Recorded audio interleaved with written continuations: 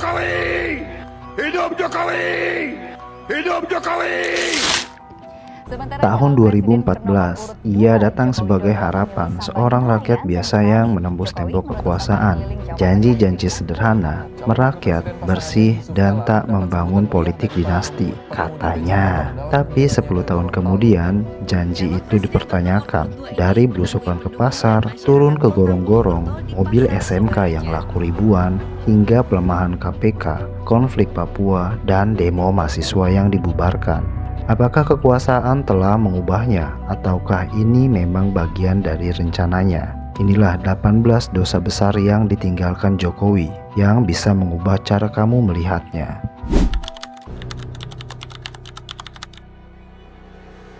Tahun 2014, Jokowi berjanji tidak ada politik dinasti, katanya. Dan rakyat percaya bahwa ada yang bilang, wah ini beda sama yang lain. Tapi 10 tahun kemudian, ternyata panggung politik kita mirip acara reuni keluarga besar. Gibran jadi calon wakil presiden, Bobi duduk manis sebagai wali kota, dan Kaesang yang dulu kita kenal karena pisang nugget, sekarang malah memimpin partai politik. Dari bisnis cemilan ke bisnis kekuasaan. Ya enggak sih? Update yang luar biasa cepat, ya kan?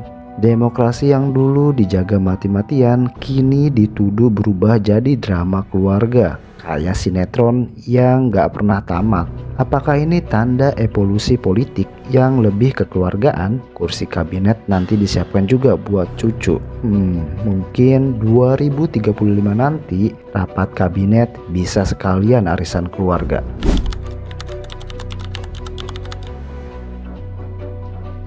Indonesia pernah disebut bintang demokrasi Asia. Bintang loh, bukan lampu jalan. Tapi di era Jokowi sinarnya meredup. KPK yang dulu ditakuti koruptor kini malah dikasih vitamin tidur lewat revisi undang-undang. Oposisi hilang entah kemana, mungkin sudah masuk grup WhatsApp koalisi. Kebebasan sipil pun semakin sempit, sampai-sampai netizen bercanda, ngetik status aja sekarang harus pakai feeling kayak main tebak-tebakan. 10 tahun lalu, rakyat berharap perubahan. Orang bilang ini presiden rakyat, pasti beda. Tapi sekarang banyak yang bertanya, demokrasi ini masih milik rakyat atau sudah jadi properti penguasa? Kalau begini terus, jangan-jangan nanti kita harus pakai KTP khusus cuma buat ikut demo. Dulu kita bangga jadi bintang demokrasi Asia. Sekarang, jangan-jangan tinggal jadi lampu indikator yang berkedip merah.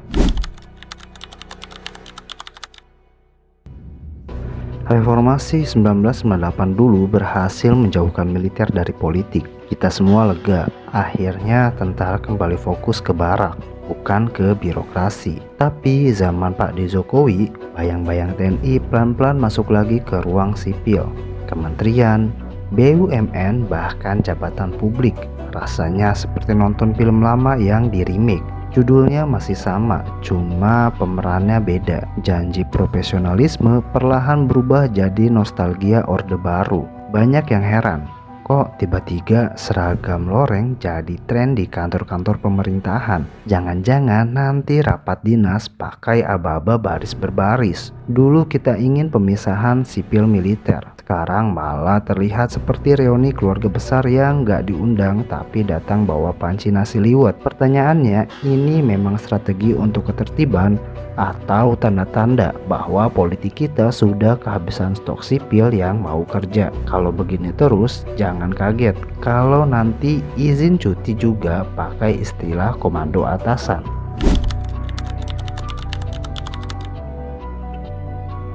Jokowi itu sering ke Papua, buka jalan, resmikan bandara, potong pita lalu pulang. Katanya ini demi pembangunan dan damai. Tapi apa gunanya jalan aspal kalau di kiri kanannya masih terdengar suara tembakan? Apa gunanya bandara megah kalau yang mendarat di sana bukan perdamaian, tapi konflik yang tak pernah berangkat pergi? Ini seperti mengecat rumah yang pondasinya retak. Dari luar kelihatan rapi, tapi di dalamnya rapuh. Papua tidak butuh selfie presiden di landasan pacu. Papua butuh solusi yang tidak sekedar turun dari pesawat lalu angkat tangan. Masalahnya bukan jalan yang kurang lebar, tapi politik yang sempit. Jadi selama pendekatannya pembangunan fisik tanpa dialog, ya konflik itu tetap hidup. Karena bagi Papua, aspal tak pernah bisa menutupi darah yang sudah mengering di tanah mereka.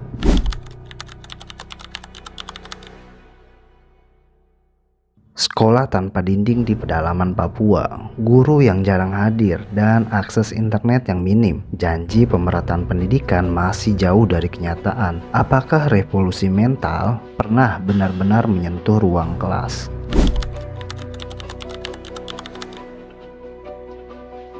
Polisi semestinya menjadi pelindung rakyat, tapi realitanya institusi ini sering terlihat lebih setia pada patron politik ketimbang publik. Kasus-kasus besar jadi bukti. Kekuasaan memelihara loyalitas, bukan profesionalisme.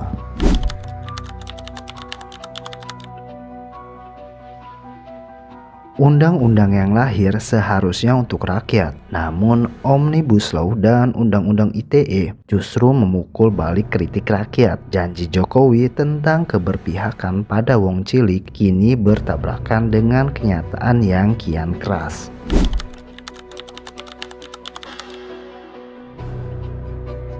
Jokowi pernah dengan janji anti korupsi, tapi di bawahnya KPK justru kehilangan taring. Pegawai yang mempunyai integritas dipecat. Revisi Undang-Undang KPK mengikat tangan mereka.